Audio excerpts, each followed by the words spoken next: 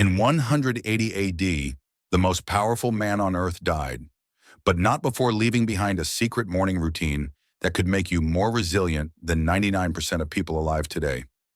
I tried Marcus Aurelius's exact morning ritual for 30 days, and what happened shocked me. By minute 11 of this video, you'll know the 12 morning practices that turned a Roman emperor into history's greatest philosopher warrior. And I'll show you the one habit that neuroscientists say can literally rewire your brain in just 21 days. What's up, warriors? I'm your name. And if you clicked on this video, you're probably tired of waking up feeling like life is happening to you instead of for you. Here's the thing. While everyone else is reaching for their phones and getting anxiety from notifications, there's an ancient system that's been tested by emperors, prisoners of war, and Navy SEALs. And it works because it's based on one simple truth. You can't control what happens to you, but you can always control what happens in you. Stick around because habit number 7 will literally change how your brain processes stress forever. And I've got the brain scans to prove it. The first thing Marcus Aurelius did every morning wasn't checking scrolls. It was what I call the 60-second reality check. He'd literally tell himself, today I will meet interference, ingratitude, insolence, disloyalty, ill will, and selfishness. Now, before you think this guy was just a pessimist, here's the genius part. By expecting difficulties, nothing could break his inner peace. It's called premeditatio malorum, imagining setbacks so they lose their power over you. Try this tomorrow. Spend 60 seconds mentally preparing for one challenge you might face. When my car broke down last week, instead of losing it, I actually smiled because I had already visualized dealing with unexpected problems. Game changer. Forget generic gratitude lists. The Stoics had a specific technique called negative visualization. Here's how it works. Instead of just being grateful for what you have, imagine losing it for 30 seconds, then feel the relief of having it back. Imagine your morning coffee doesn't exist. Now taste that first sip with real appreciation. Picture your home gone. Now feel genuine gratitude for your warm bed. This isn't morbid thinking, it's appreciation training.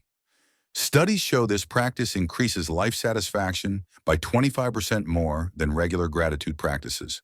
Every morning, Epictetus taught his students to sort their concerns into 2 categories: what's up to me and what's not up to me. This is the control audit. Grab a piece of paper, draw a line down the middle. Left side, my control, your effort, attitude, choices, responses. Right side, not my control, other people's opinions, weather, traffic, the past, the future. Here's the rule. You're only allowed to spend mental energy on the left column. Everything on the right, you practice what the Stoics called indifference, not caring less, but caring wisely. This single practice eliminated 90% of my daily anxiety. Every Stoic warrior chose one virtue to practice each day, like selecting armor for battle. Will today be a patience day, a courage day, a justice day? I keep 4 cards on my nightstand: wisdom, justice, courage, temperance. I pick one each morning and look for opportunities to level it up. Yesterday was Courage Day. I finally had that difficult conversation with my boss. Last week was Patience Day. I actually enjoyed being stuck in traffic because it was training.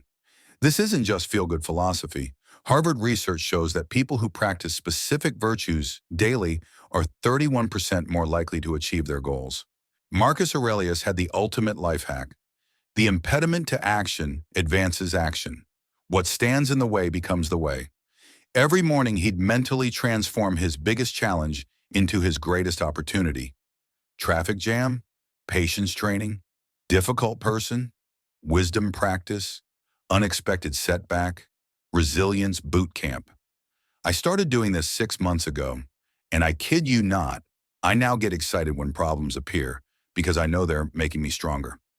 Spend 2 minutes each morning identifying your biggest challenge, then ask, how is this obstacle actually training me? Your brain will start seeing opportunities instead of just problems. Here's the habit that makes all others possible, what neuroscientists call attention training, and the Stoics called prosoche. 5 minutes of focused breathing while mentally rehearsing your principles. But this isn't emptying your mind. It's filling it with wisdom. As you breathe in, think I control my responses. As you breathe out, think I accept what I cannot change. This practice literally strengthens your prefrontal cortex, the brain region responsible for emotional regulation. Navy SEALs use this exact technique before missions. If it's good enough for elite warriors, it's good enough for your Tuesday morning. Seneca regularly practiced voluntary discomfort, sleeping on the floor, eating simple foods, taking cold baths. Why? Because when you choose small discomforts, big discomforts lose their power over you. Modern science calls this a stress inoculation. Every morning, do something slightly uncomfortable. 30-second cold shower, hold a plank 10 seconds longer, or eat breakfast without your phone. You're literally training your nervous system to stay calm under pressure. I started with 10-second cold showers. Now I can handle work stress that used to overwhelm me. It's like building immunity to life's curveballs. Before you consume anyone else's thoughts, program your mind with wisdom. Read one paragraph from Marcus Aurelius, Seneca, or any philosopher who inspires you. Just one paragraph. This is mental nutrition. You wouldn't start your day eating junk food, so why feed your mind junk thoughts? When you begin with wisdom instead of social media drama, you set your mental frequency to unshakable instead of reactive. I keep meditations by my bed. One quote each morning gives me more clarity than an hour of scrolling ever did. This might sound dark, but hear me out. Every morning, Marcus Aurelius reminded himself, you could die today. The Stoics called this memento mori, remembering death. This isn't morbid. It's the ultimate priority clarifier. When you remember life is finite, you stop wasting time on petty complaints and start focusing on what actually matters. That argument with your spouse suddenly seems less important. That project you've been putting off? Time to start. Ask yourself, if this was my last day, would I spend it angry about traffic or grateful for breath? Death awareness creates life appreciation. Marcus Aurelius wrote, what is not good for the hive cannot be good for the bee. Every morning, ask yourself, how will I serve something bigger than myself today?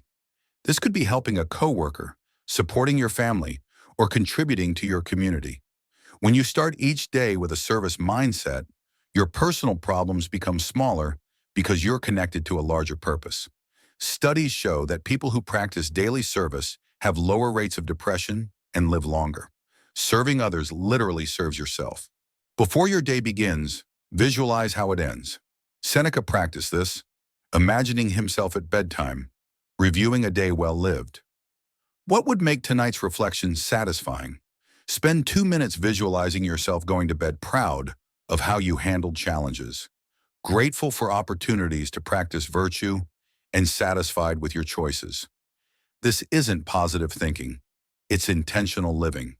When you know how you want the movie to end, you make better choices during each scene. Choose one Stoic principle to be your North Star for the entire day. Write it down, memorize it, set it as your phone wallpaper. Whatever works. When decisions arise, return to this wisdom. My favorites. You have power over your mind, not outside events. Marcus Aurelius. It's not what happens to you, but how you react to it that matters. Epictetus, we suffer more in imagination than in reality. Seneca.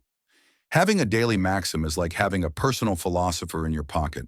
When life gets chaotic, you have an anchor.